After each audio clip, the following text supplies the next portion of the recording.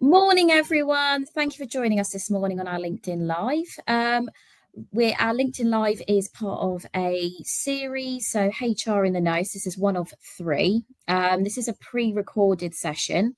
So before we go into our first session based around sexual harassment and the law changes, I would love for Emma, for you to be able to give an intro as to who you are and what you do. Hi, great. Thank you, Sunny. And welcome to everyone joining us today. So just a very quick intro to myself. My name's Emma Wynne from Gateway HR. We're based in Corby in Northamptonshire, but work all over the UK. And I'm joining you today to talk around the law changes that came in back in October last year around sexual harassment in the workplace. But my experience so far is that a lot of organisations are still not quite sure what they should be doing, or to be fair, what they should have already done. Yeah. And also whether it applies to them. So hopefully today I'll be able to answer those questions, and at the end I can put some links in the comments to some free guidance and things that people can download and have a look at. Oh, that's amazing. Thank you so much, Emma. And we are very lucky to have you. So I guess starting off, Emma, I guess it'd be good to be able to explain what the changes are that took place in October last year. Are you happy to explain what that looks like currently? Yeah, absolutely. So sexual harassment in the workplace has been, well, you'll be glad to hear about, illegal for a long time. Yeah. But so hopefully a lot of organisations will already have policies and processes in place, but they will perhaps, if they've not been changed, focus on what the organisation will do in the sad event that there is a case of sexual harassment in the workplace.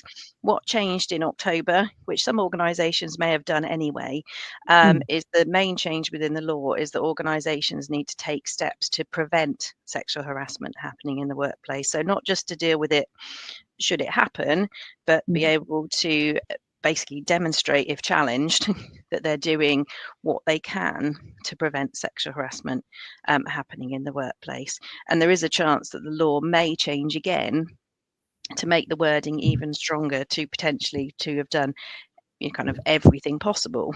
So at the moment it's to have taken steps to prevent. So what we're saying to clients is take that on board as if it's, you doing everything you could do to prevent that happening.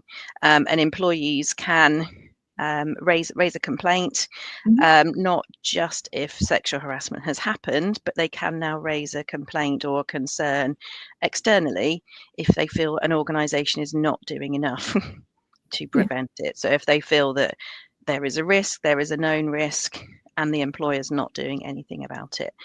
So they're the main changes, but also to be aware that it extends to third parties. So historically, we may have thought of sexual harassment being, well, in terms of being covered by law, restricted to within the organisation, so a colleague and another colleague or a manager, whoever that may be. But with third parties, that extends to anybody linked to the organisation. So perhaps clients, suppliers, anybody who's here from kind of hospitality and retail, so customers. So I mean, hospitality is possibly the obvious one in terms of potentially how people behave, perhaps especially if fueled by alcohol, whether that puts people at more risk. So as an employer, what steps have you put in place to, as far as you can, to prevent that happening to a team member? Oh wow! So it's actually third party elements completely new. That's not been in place previously. Okay, and I guess so with the new law introducing duty to prevent harassment, set part of the new law that's come in. What would that breakdown look like now for employers? Yeah, so what we've said to people is the first thing is to make sure that your policy, well, if you already have one, that it includes specifically around sexual harassment, and that it includes the new elements to that. If you don't have one at all, obviously to get one in place. Also to look at conducting a risk assessment, because that's going to help with the prevent side. So that would be unique to the organisation, the industry that it works in, what those potential risks are, when when could they happen, and of course from that, with a risk assessment, looking at the usual kind of RAG rating, sort of red, amber, green. Obviously anything that's red or amber, think, right, well, not just to do the risk assessment and file it away somewhere, to think, okay, so what is our plan, what are we going to do? And then the other element, which is twofold. So we always say, most importantly, it's about protecting the people that work for you.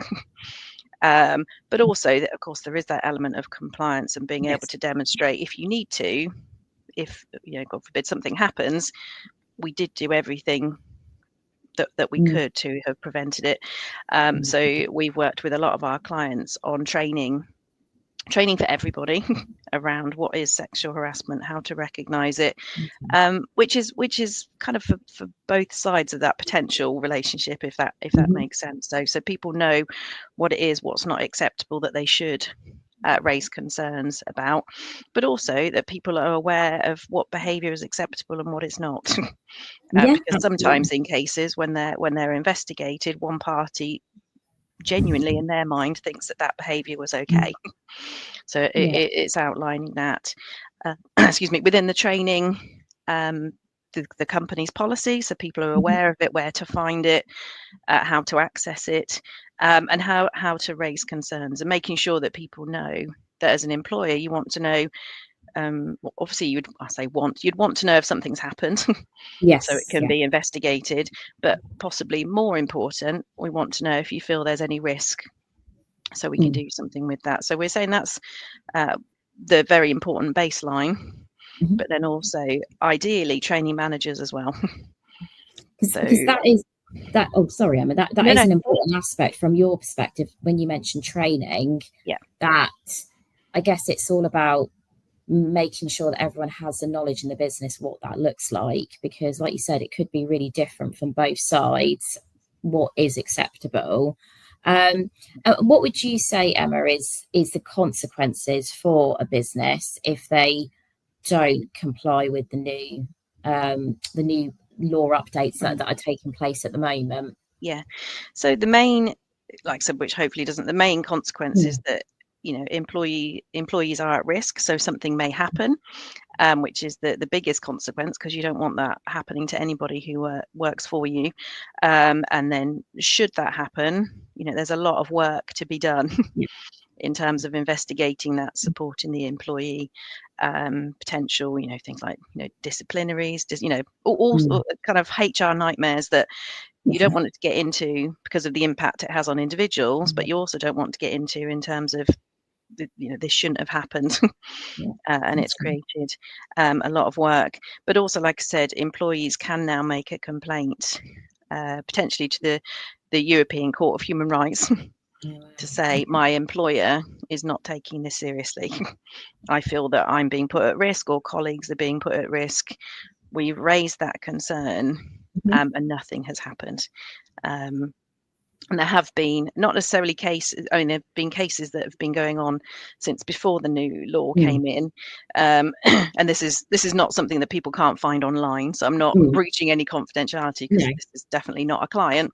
But if people want to Google what's going on with McDonald's and sexual harassment, there's a whole HR nightmare there for them as an organisation, but more importantly, for the employees that work for McDonald's. So if you want to have a look at what could happen, that's, I say, a place to have a look as to what's happening there. And that brings me on to my next question, Emma. So the size of McDonald's and but also smaller, like SMEs as well. Are there any expectations for this new law the same for larger businesses and SMEs, or does that differ at all? Yes, no, it is this. I mean, the law is the law, and it's not. I mean, I know obviously some law is restricted to businesses of a certain size. This one isn't, because obviously everybody has the right to be safe and feel safe at work. I would say the only thing that differs, as with so many things in employment, is what is a reasonable expectation. So if you're a smaller business, still to do a risk assessment, still to take action on that, but then what is reasonable, maybe, and of course you never know until you end up in a tribunal, which is not a place anybody wants to be. No, no. Whether a tribunal, if you know, maybe as a small employer, you say, well, we've done some training, we've trained our managers, we have a policy, we have a risk assessment. Hopefully, a tribunal will say, well, that is reasonable.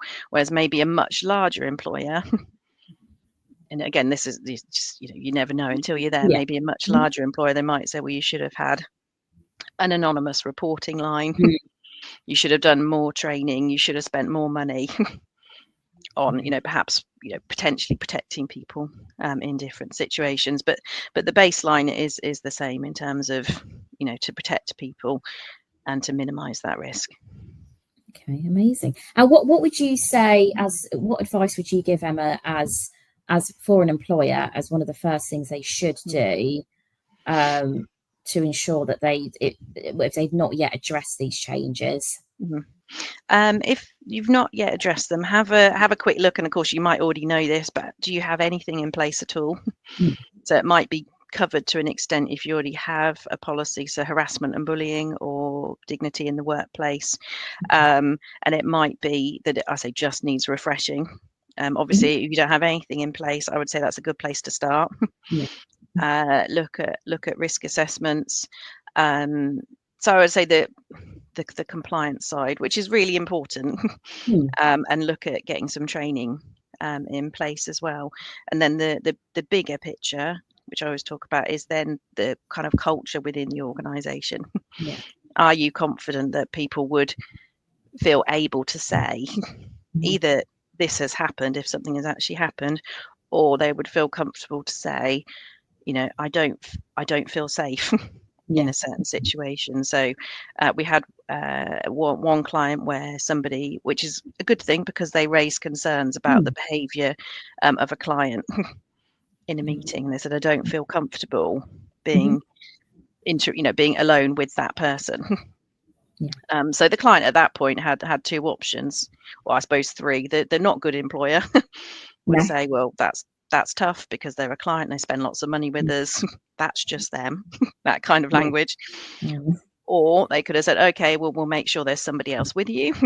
Or the third option, which is the option they went for because they're a good employer, was to actually have a conversation with that client. Say, actually, that's not appropriate. How you behaved in that meeting is not, how we expect people. So that either, that either needs to change or we're not going to be able to work with you going forward. And to be fair, the client apologized, hadn't really thought about how it was his interactions were perceived, and actually apologized to the employee as well. But that's more of a culture thing. That's more actually, as an employer, what's more important, our employees or a client who pays us lots of money? So making sure that culture, and that's obviously a bigger piece of work, but thinking, would people tell us if they had concerns? Amazing. It does seem like, and especially how you've explained it as well. I mean, there's two parts to this now. There's the compliance side of it, but then also the education piece for current employees as well. And what would you say, what are the kind of policies or procedures that a business would now need to put in place to demonstrate that they are compliant with the new law that's come in place? So to have that in place, the policy, risk assessment, and that needs to be what we'd call a live document. So it's reviewed on a regular basis, or if any concerns are raised, you go back to the risk assessment, add it in if it's not something you haven't thought of before, because things change, and take action, and also communicate out. So the risk assessment shouldn't be a secret document. It should be, this is what we've looked at. Is there anything we've missed? Because as with so many things, it's the people who are doing the different roles who might say, do I've never thought of it before, but actually, quite often I'm, working alone. Or working late at night, whatever that might be. Excuse me. The training, if nothing's happened yet, to get that training in, but then to make sure that becomes part of your kind of induction or onboarding process, so that when new people join the organisation, that training happens relatively quickly, and if they're a manager, that they also do that management training, and to keep good records. So make sure, I think most organizations now have kind of an electronic HR system. So make sure that, you can record that people have read the policy, but also that, record that people have done their training. And even though obviously, we're only, we're now 8 months in, we're saying to clients to maybe do refresher training, maybe every year, maybe every 2 years, just to remind people of that training. And I think, as with so many things with employment law, until there is a big case, which obviously for the sake of humans, we're not looking forward to that, because that will mean something has had to have happened somewhere. But until there is a case that we can all learn from, it's thinking, well, how do we demonstrate compliance? How do we make sure that people know how to raise a concern? So we've got one client who has actually signed up to an anonymous reporting service, because they said, well, we would hope that people would come and talk to their line managers, but we want that extra layer where that if for whatever reason they don't want to, they've got another option. So that's kind of really powerful. So it's an anonymous kind of reporting line that can be done, I think it's phone or email, and then the employer gets a report, obviously anonymously, but either we've had one contact who has said this is a concern or this has happened, or hopefully not, or it might be we're getting a consistent level of contacts through. So that's another option, and that may well be something, coming back to my point about being reasonable, that a bigger employer, a tribunal may say you probably should have both. Ideally, a culture where nobody would hesitate to come forward, but as that backup, that anonymous reporting, so that the person gets some advice, but the employer also gets notified of there is an issue in the business, so you can do something about it. Amazing. And again, that's something, if people are interested, I can put that in the comments as well, the one that we recommend. That'd be amazing. And I guess that's, I imagine you probably have answered the next question now, but it's worth asking. What would you say is one of the most proactive steps, with it, whether it's big or small, that an employer of, I guess, any size could take now as their first step to prevent sexual harassment in the workplace? I think I'm torn somewhere between policy and training, but really you can't do one without the other. So I would say training on the basis that you have a policy, because then that would be part of it. This is a policy, this is what's in it, where to find it, how to use it, and again, building that culture. So it may well be, regular communication around, we've identified, well, hopefully not regular, I rephrase that, but updates. So perhaps if something does change in relation to the risk assessment, not be afraid as an employer to say, actually, we hadn't thought of this. Now we have, and that came from a team member. So people think, oh, okay, they do listen, they do take action. So actually, if I ever have a concern, I will do something about that.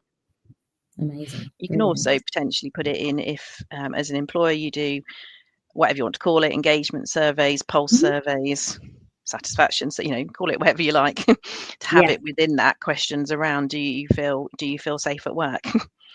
Do you have any concerns, and also, would you feel confident that you would know how to report a concern, and that you would feel that you would be taken seriously if you did, because that gives you a good measure as well. But as I always say, and I know it's a different topic, but when it comes to kind of surveying people, don't ask if you don't want to know. Absolutely. 100%. So if it comes back that people don't feel safe, or they're not sure how to report it, or they don't think it'd be taken seriously, even though that'd be uncomfortable to read, think, right, okay, well, we definitely need to do something about that. And take action. Absolutely.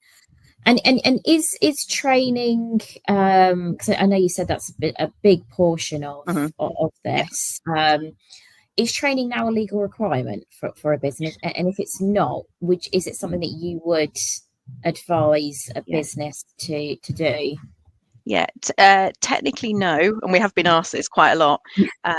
However, like I said, so far we're not sure how else you could demonstrate compliance if you're not, or you would struggle more, because obviously you can say, yes, we've got a policy and a risk assessment, and then I would think a tribunal would then say, okay, but how did that employee and everybody else know how to access that, or how did the other party know that that was not acceptable? Because there might be some cases where you would hope it was very obvious that whatever happened was not acceptable, but in some cases it's somebody saying, well, I didn't realize I shouldn't have made that comment. Or I suppose somebody might say, what one person might say is invading my personal space. Somebody else may say, actually, no, that was not as simple as that. I felt threatened. So again, maybe a tribunal would say, well, how did that person not know that was not acceptable in your organisation? Amazing. And it doesn't have to be.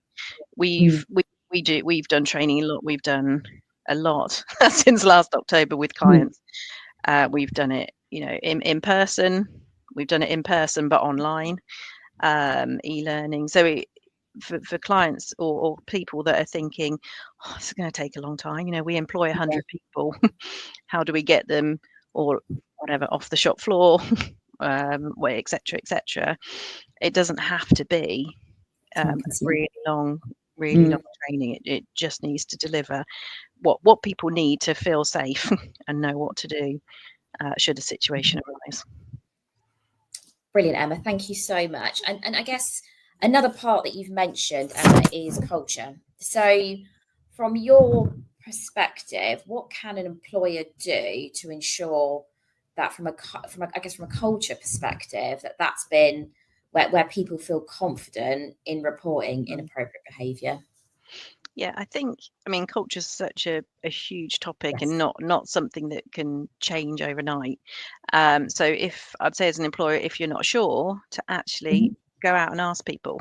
And again, that could be the option to be anonymous, to say we'd understand if, hopefully you will tell us who this feedback's coming from, because we genuinely want to know.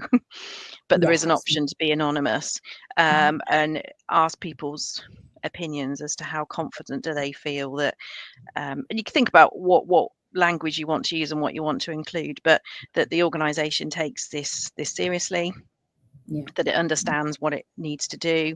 But would you feel confident reporting either an incident that has happened regardless of who was involved, or a potential risk, again regardless of who was involved? And do you feel that the organisation would take it seriously and take action? And if yes, that's great. So how would you do that? Because then you can kind of test your process that people know how to do that. And if no, why is that? So kind of finding out where you are on that. And then potentially, depending on the size of the organisation, if it's kind of a mixed response, then perhaps look at putting together kind of some focus groups around what else can we do?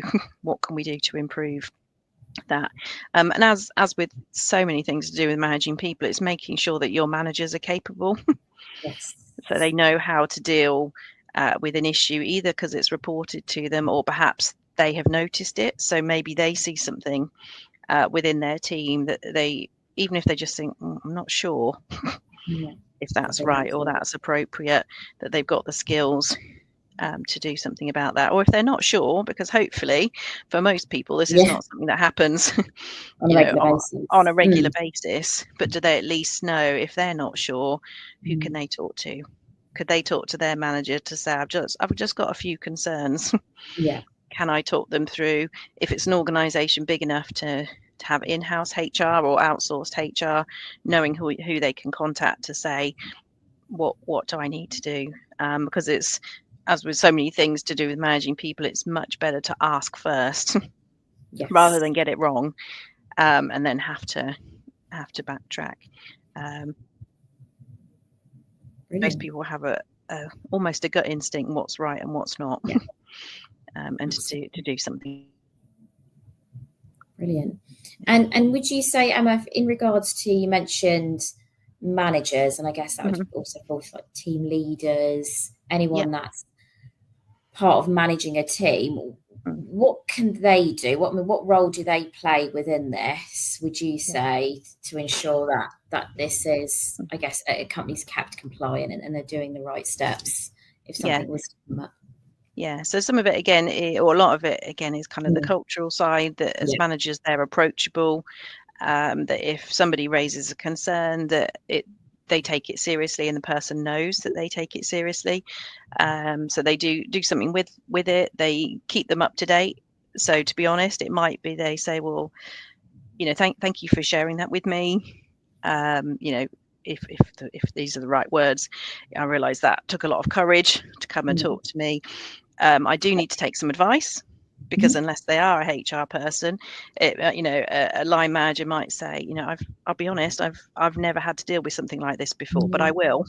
But just let me come back to you as to what those next steps are. Because once somebody knows that you're taking it seriously, they have that faith in you as a manager, and then it's kind of seen through, because people will always, I always say everything in HR is confidential, so somehow everybody knows what's going on. So not literally, hopefully, but that person will talk to other people, and what you want them to be saying is, I reported my concerns to Sunny, my manager, and she was brilliant. She listened to me, she helped me, and the organization did something about it, rather than they're talking to their colleagues saying, oh, well, Sunny she hasn't done anything. I've lost all faith, because that spreads really, really quickly. So if somebody else in the team is sat there thinking, oh, actually, I've got a similar concern, and I wasn't going to speak to Sunny, but now I will, because Emma said that she listened really well. And sadly, when you look at some of the headline cases, and they are bigger organisations. So I already mentioned McDonald's. Obviously, Harrods is another one that's been in the press a lot in recent months. It's the classic that once one person speaks up, sadly, quite often other people do as well. So as a manager, by listening and taking things seriously, you're more likely to find out if it is a bigger problem than it already is. People are more likely to come forward, so you know exactly what you're dealing with, rather than you don't know until potentially something awful happens. 100%. And you're in a different area completely. And from a HR, so anyone within HR in a business, how would you say that they're able to monitor? What's the best way to monitor that what they're doing is effective in preventing sexual harassment in the workplace? Yeah, so it's depending on the kind of size of the organisation and the history of the organisation. If there have been historic cases, that perhaps within HR data, you say on average we have this many cases of harassment over a 12-month period, and then you put steps into place, you put the training in. You look at the bigger picture around culture, and then over a period of time, the number of cases starts to come down. A different way of looking at it, which wouldn't be great to start with, is thinking actually if we actually get more, hopefully not more incidents, but more people coming forward with concerns, equally that's showing it's working. Because you've said to people, tell us if you have any concerns and we'll do something with that. So actually, an increase initially is not necessarily a bad thing, because people think, oh, okay, they are going to take it seriously.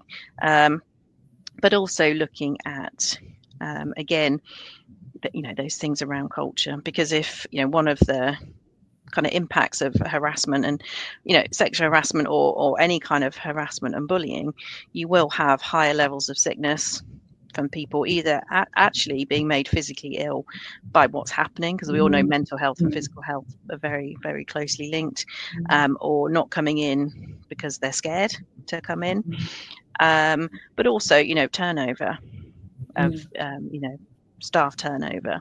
So again, you might not necessarily be able to absolutely 100% link the two. But again, if those things start to come down, or levels of engagement and satisfaction start to go up, and that is the main thing that you've done differently, you can at least potentially say, well, it looks like it's making a difference because those two things are getting better. That's good. That's amazing. And if an incident does happen and it does come up within a business, how can employers show that they've taken all the best steps they could have to prevent this happening? Yeah, so if something happens, so an actual incident of sexual harassment, making sure that it's investigated and dealt with properly. So that may well involve suspending an individual who's potentially being accused of that. Obviously, that's not a punitive measure, but it would be to potentially protect both parties while you find out what has happened, and to protect the investigation. So that may be quite a long process, depending on what's happening. So it's keeping both parties updated, because being suspended is actually a very stressful experience. So it's making sure that people know what's what, and they've both got support, whether you've got an employee assistance program or mental health champions or whatever that may be. So once you've got to the end of that process, like I said, which might be a very long process, it would then be kind of looking at lessons learned from that. So could we have prevented this? Yes. It might be as part of the investigation that other people say, oh yeah, he or she's behaved like that for years. Oh, well, people know, everybody knows that let's go for the other side, because it can happen. Obviously both sexes can harass people. So I don't know, let's pick a name, Jane. People say, oh, Jane has always been like that. She always makes inappropriate comments, or gets a little bit too close to people, or whatever it might be. And I've raised that before, and nobody took it seriously until now. So lessons learned from that would be, well, how did that happen? How did so many people know that Jane's behaviour over years potentially has been inappropriate, and nobody took any action? So that would be potentially for managers and senior managers, particularly if they're aware, why did we not do something about that? Or if they weren't, why did nobody come and talk to us? So I always say you've got the immediate, what do we do with this, in terms of what would normally be a disciplinary investigation and potentially hearing. But then the bigger picture is, how did we get here? Which is the same with I always say, any kind of HR case, whether that's disciplinary, grievance, conflict, you deal with what's in front of you there and then, but that's almost like the first step. And then we need to look, how did we get here? Why was it not resolved sooner? Brilliant. And I guess it's working back from that situation, like you've said. And would you say, Emma, from what you've heard or seen, what is a common misconception that you see that does come from employers at the moment in regards to the new legislation? Yeah, we've seen it from a couple of particularly smaller clients, in terms of number of employees, and it goes back to your previous question. So, well, I don't think we need to do that. I mean, I won't say it is, but an exact quote from, we don't need to do that because there's only 8 of us. I said, yeah, but sexual harassment can happen whether you employ 8 people or 8,000 people.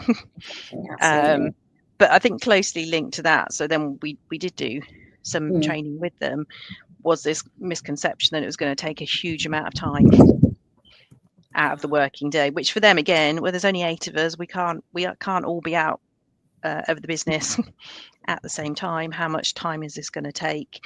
Whereas actually, like I said, it doesn't have to take that long. You've just got to get those key messages. So I'd say that's the main one, that it doesn't apply to us because we're a small business.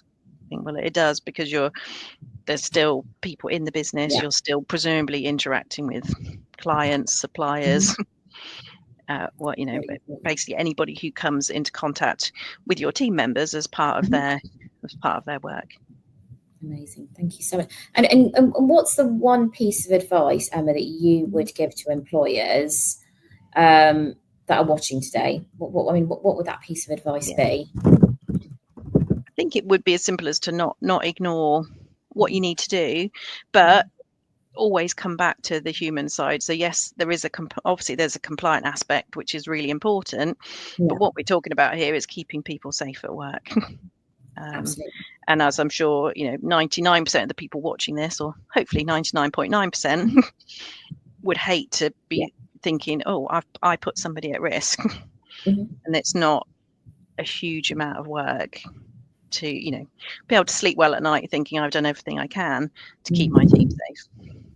Amazing, brilliant. Thank you so much, Emma. It's been absolutely lovely. Obviously a very heavy subject, but really important. So thank you so much, and thank you for everyone for joining us today. This is part of one of 3 LinkedIn Lives that we will be doing over the next few months. So if you would like to be kept up to date in regards to the next one with Emma, then please do like the One Group LinkedIn page. Thank you so much. No problem. And I'll put in the comments, I think I mentioned we've got a free download for some guidance around sexual harassment that people can have. And we also have a free month to our HR hub. And a lot of what I've talked about, obviously more generic, so you need to look at it for your own organisation, but we have in there example policies and risk assessments and guidance in there. So I'll make sure that goes in the comments for everybody as well. That'd be amazing. Thank you so much, Emma, and I will speak to you soon. I'll see you soon. Yeah, see you next time. Thank you. Thank you.